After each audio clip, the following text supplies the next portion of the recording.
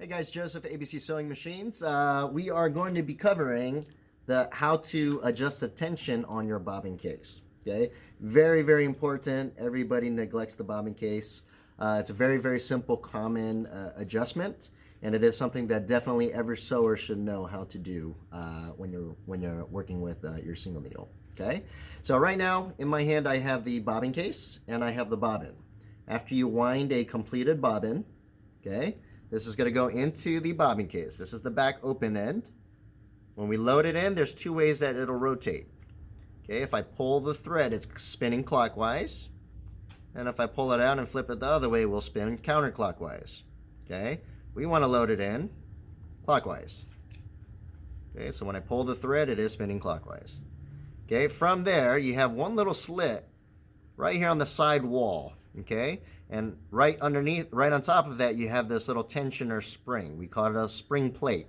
Okay, so once we get it in the clockwise rotation, we're going to slide this right over to that slit, and we want to make sure it goes underneath this tension, the spring plate, completely. Okay, that is what's applying the pressure, the tension on your bobbin. Okay, sometimes if I am loading my bobbin and this falls out, first habit is people grab this and they yank. That is the worst thing that you can do. You can see with just a little pull, that spring plate is bending out of shape. Okay, so that's the last thing that you want to do. If your bobbin ever falls out, go ahead and cut, pull it out, and start over again.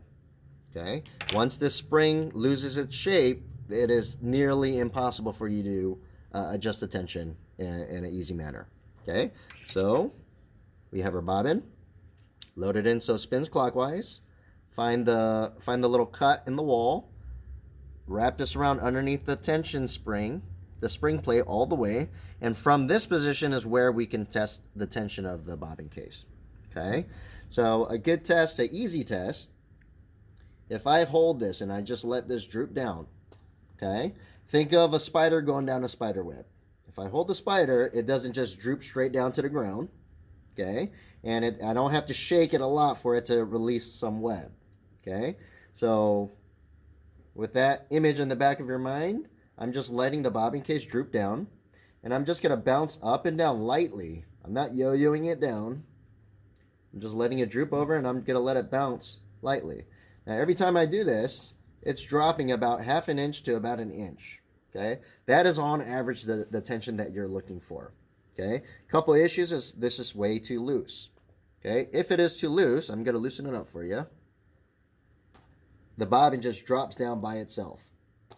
Okay, that is bad tension. If your bobbin case tension is too loose, what happens is you get a bird's nest effect.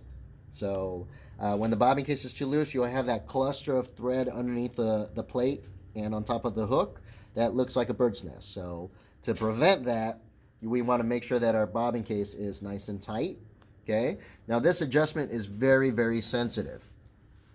When it is too loose, okay, I want to tighten the set screw that is closest to the edge of the spring plate.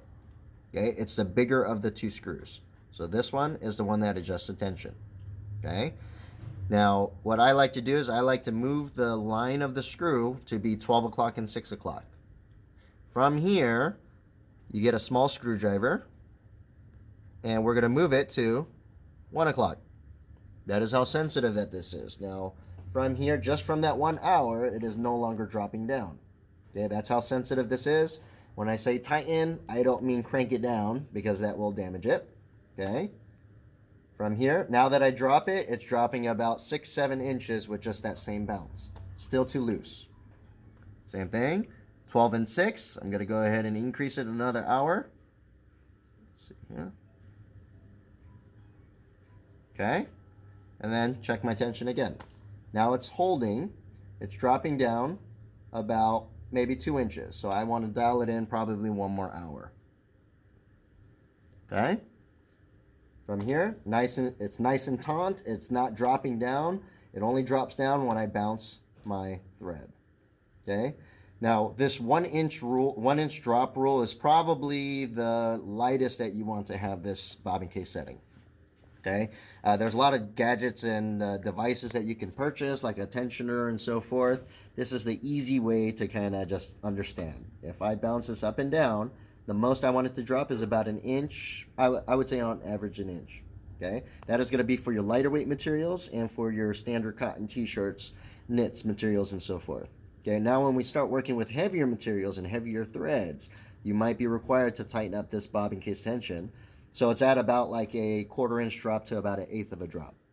Okay, so it's play around with your bobbin case tension. Check your condition. These are not very expensive, so trying to salvage one of these is really not worth it. Just buy a brand new one, and you should be set from there. Okay, these are under $5 for a bobbin case. Okay, so if you have any questions, feel free to give us a call, or you could reach us out on our website, www.abcsewingmachines.com. Take care.